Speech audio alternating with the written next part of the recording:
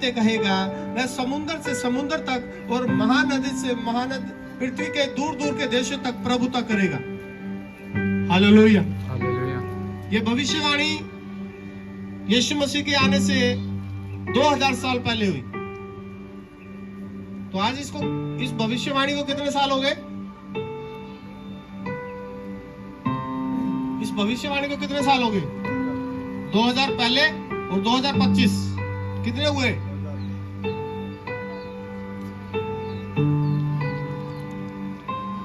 4,500 साल प्लस। कितने? 4,500 साल पहले ये भविष्यवाणी हुई। किसके द्वारा?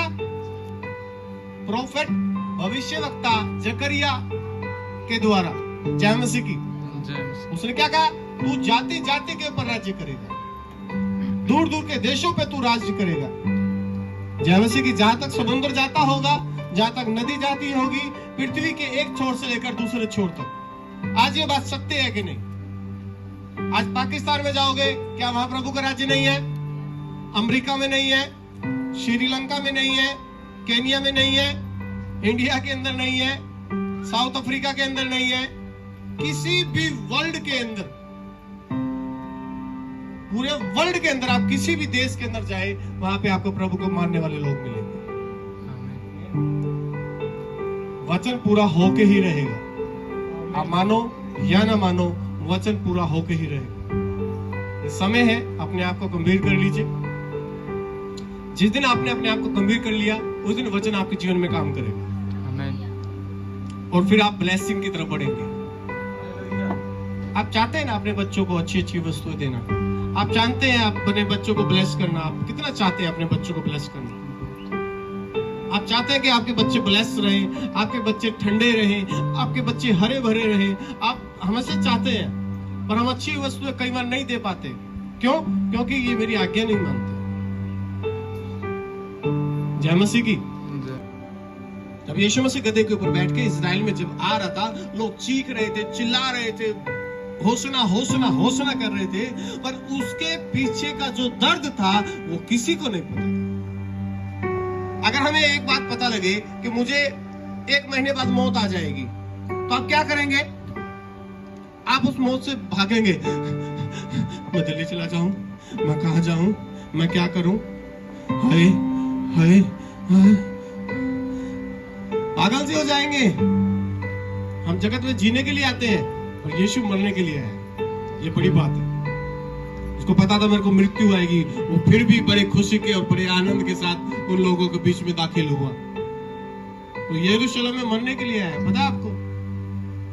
उसकी मृत्यु तय थी।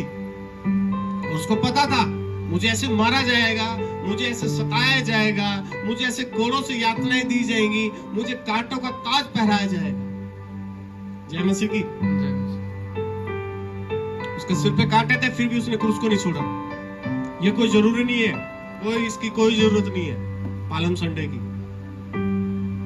असली हमारा क्रूस है। हमारे ऊपर कितने ही यातनाएं क्यों ना आए, कितने भी दर्द क्यों ना जाए, कितने ही हमारे ऊपर सताव क्यों ना हो, हमें उस परमेश्वर के वचन को नहीं छोड़ना। यीशु मसीह ने छोड़ा वचन को अंत तक क्यों नहीं छोड़ा? उस परमेश्वर के वचन को उसने, क्योंकि उसको पिता की आज्ञा को पूरा करना।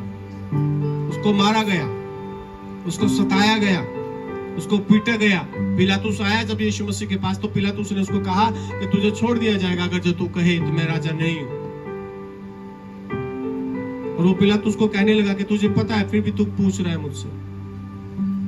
मैंने तो कहा ही नहीं मैं राजा, मैं तो राजा बनने के लिए बुलाया ही नहीं गया, मैं तो अपने पिता की इच्छा को पूरा करने के लिए बुलाया गया। जय मसीह की। उसने कहा कि जो तू कहे तो मैं छोड़ दूंगा। वो कहता तू जानता है मैंने कोई गलत काम नहीं किया, फिर भी ये यात्रा पर मुझे सहनी पड़ेगी। तू मना कर देगा जब भी मुझे सहना ही पड़ेगा। जय मसीह की। उसको मारा गया, उसको कोड़े मारे गए, लहू लुहान किया गया, फिर भी उसने अंत तक क्रूस को नहीं छोड़ा। छोड़ा क्या? नहीं छोड़ा क्रूस को। इतना वजन था उसके अंदर, इतना वेट था उसके अंदर, और उसको मारते मारते मारते मारते उसको उस जगह पे लेके गए जहां पर क्रूस पे चढ़ाया जाता था। ये बहुत बड़ा हमारे लिए दर्शन है कि हम परमेश्वर के वचन को ना छोड़े, चाहे हमें क्यों ना सताया जाए, क्यों ना हमें मारा जाए, और हम छोड़ देते हैं वचन को। चर्च से निकलते ही भूल जाते हैं कि हम मसीह लोग हैं। आप मसीहत जब तक घर में नहीं आप चालू कर सकते, तब तक आप किसी को सुसमाचार सुना दो, बहुतों को सुनाया होगा, कोई फायदा नहीं सुनाने का। सबसे पहला वचन घर से स्टार्ट होता है। सबसे पहली सेवकाई आपकी घर से स्टार्ट होती है। जो घर में सुखी होगा वो बाहर सुखी होगा। जय मसीह की। और जो घर में सुखी नहीं होगा वो बाहर कभी सुख नहीं पा सकता। जय मसीह की। आमेन, आमेन, हालेलुया, हालेलुया, जय मसीह की। जय